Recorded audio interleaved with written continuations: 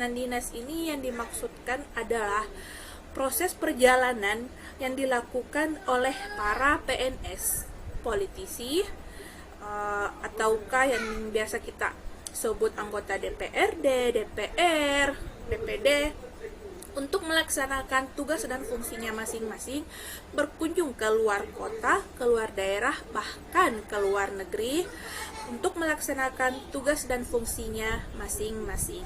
Nah, di tahun kemarin, semenjak wabahnya virus COVID-19, tentunya kegiatan-kegiatan, beberapa kegiatan yang telah direncanakan itu tentunya tidak bisa terlaksana dengan baik, termasuk dengan kegiatan perjalanan dinas yang telah direncanakan karena adanya pembatasan kegiatan sosial, terutama pembatasan tatap muka.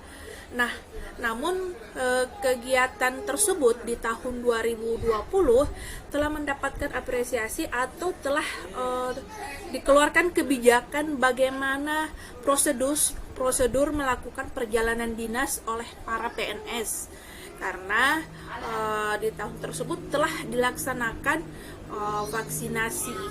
Nah,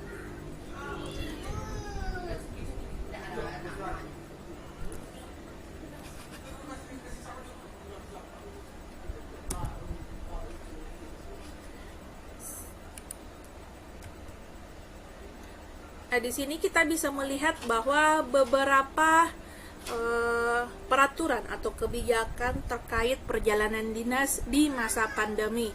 Yang pertama itu surat edaran Ses Kemenestek nomor B18 terkait tentang penangguhan semua PDLN atau perjalanan dinas luar negeri.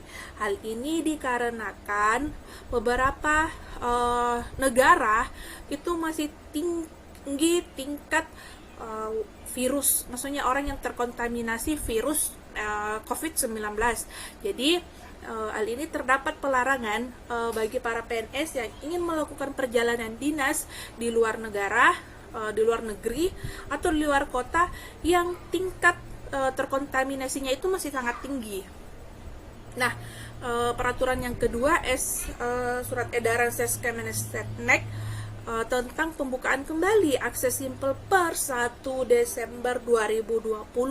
Hal ini dengan melihat data bahwa sudah ada penurunan ataukah sudah ada kebijakan-kebijakan dari luar negeri atau pemerintah dari negara lainnya terkait wabah corona ini. Nah, yang ketiga, Adendum Surat Edaran Satuan Tugas Penanganan COVID-19 nomor 8 tahun 2021 tentang protokol kesehatan perjalanan internasional pada masa pandemi coronavirus disease 2010 atau COVID-19. Nah, yang keempat ini bagaimana update koordinasi dengan kedutaan besar atau perwakilan negara setempat. Di sini terjadi bagaimana kemudian kesepakatan antara negara Indonesia dengan negara lain terkait perjalanan dinas yang dilakukan oleh para pejabat sesuai dengan tugas dan fungsinya, terkait bagaimana kemudian syarat yang harus dipenuhi oleh para pejabat untuk melakukan perjalanan dinas tersebut.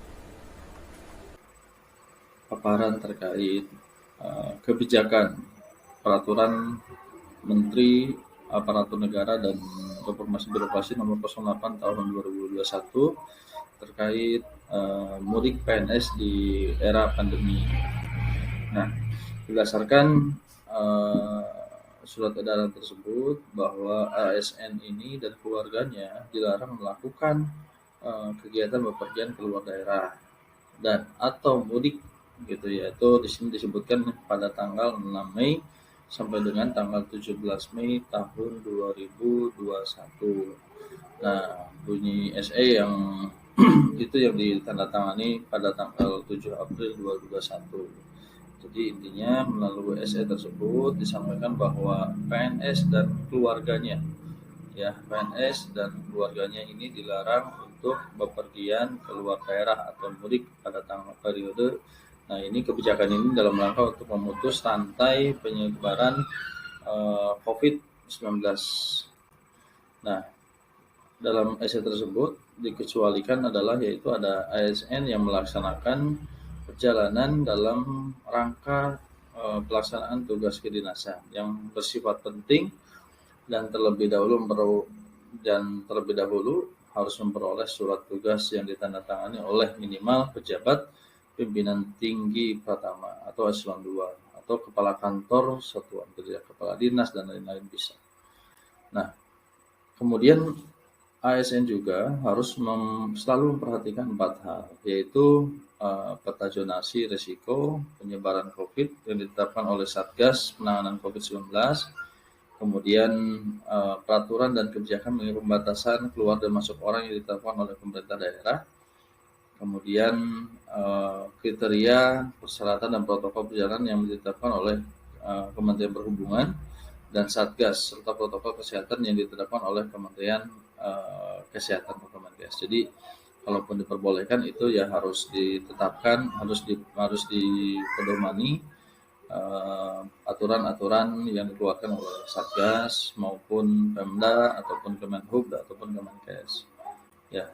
Nah, kemudian melalui SE ini juga Cahyo Kumolo juga mewajibkan ASN untuk menjalankan perilaku hidup bersih dan sehat atau PHBS, serta menjadi pelopor dan contoh menerapkan 5M, yaitu apa? Menggunakan masker dengan benar, mencuci tangan dengan sabun dan air mengalir, kemudian menjaga jarak dan dengan orang lain ketika melakukan komunikasi antar individu atau physical distancing, kemudian menjauhi kerumunan serta membatasi mobilitas dan interaksi, ya, dan 3T, ya, testing, tracing, dan treatment. Dan yang terakhir adalah dalam menerapkan hal tersebut, pegawai ASN agar tidak menjadi contoh mengajak keluarga serta masyarakat di lingkungan tempat kerjanya. Lebih lanjut mengenai alasan mengapa ASN dilarang mudik, yaitu yang pertama, dalam rangka mencegah dan memutus mata rantai penyebaran COVID-19 yang berpotensi meningkat dikarenakan perjalanan orang dalam masa pandemi. Yang kedua, jumlah ASN yang besar dikhawatirkan akan menjadi penular virus corona di daerah bila mereka melakukan perjalanan. Sebab ASN cukup banyak, mencapai 4,3 juta. Itu menurut Asisten Deputi Integritas dan Evaluasi Sistem Merit Kemenpan RB. Kemudian yang ketiga, ASN juga diharapkan dapat mendukung upaya pemerintah dalam mencegah penyebaran COVID-19 baik di lingkungan pekerjaan maupun di lingkungan rumah. Mengingat peran ASN sebagai perencana, pelayan publik, pengawas kebijakan, maka ASN memiliki fungsi sebagai perekat serta pemersatu bangsa yang harus memberi contoh kepada masyarakat untuk taat memutus mata rantai penyebar virus corona di era pandemi. Solusi untuk bersilaturahim jarak jauh untuk sementara di era pandemi yaitu menggunakan media sosial untuk bertemu meskipun bertemu jauh dengan sanak keluarga. Sebab aturan ini bukan aturan yang main-main, ada sanksi yang diterapkan apabila ASN melanggar aturan. Jadi pembahasan selanjutnya yaitu terkait sanksi melanggar aturan dilarang mudik. Di dalam Peraturan Pemerintah Nomor 53 Tahun 2010 tentang Disiplin PNS, jadi ada 3 tingkatan sanksi untuk PNS yang melanggar aturan, yaitu yang pertama, tingkatan ringan, yaitu berupa teguran lisan, tertulis, dan pernyataan tidak puas secara tertulis. Yang kedua, tingkatan sedang, yang berupa penundaan kenaikan gaji berkala selama 1 tahun, penundaan kenaikan pangkat selama 1 tahun, dan penurunan pangkat setingkat lebih rendah selama 1 tahun. Yang ketiga, tingkat berat. Di tingkat berat ini yaitu berupa penurunan pangkat setingkat lebih rendah selama 3 tahun, kemudian pemindahan dalam rangka penurunan jabatan setingkat lebih rendah, pembebasan dari jabatan, kemudian pemberhentian dengan tidak atas permintaan sendiri sebagai PNS, serta pemberhentian secara tidak hormat bagi PNS. Selanjutnya yaitu bagaimana sih cara melapor ketika kita melihat bahwa ada PNS yang melanggar aturan tentang disiplin dilarang mudik, yaitu yang pertama kita bisa mengirim pesan SMS ke 1708. Kemudian yang kedua, kita bisa melapor via aplikasi SP4N Lapor. Nah, aplikasi ini tersedia di App Store atau Play Store. Yang ketiga yaitu lapor melalui website www.lapor.go.id. Selanjutnya, apa sajakah bagaimanakah format pelaporan? Yang pertama yaitu kita melapor ada nama ASN-nya, kemudian instansi, kemudian lokasinya di mana, dan jika ada bukti pendukung itu lebih baik ketika kita melakukan pelaporan terkait PNS yang melanggar aturan terkhusus dilarang mudik. Demikian penjelasan kami mengenai perjalanan dinas dan mudik ASN di era pandemi. Mudah-mudahan bermanfaat. Tetap jaga kesehatan, karena kalau kita sehat, keluarga sehat, Indonesia sehat. Wassalamualaikum warahmatullahi wabarakatuh.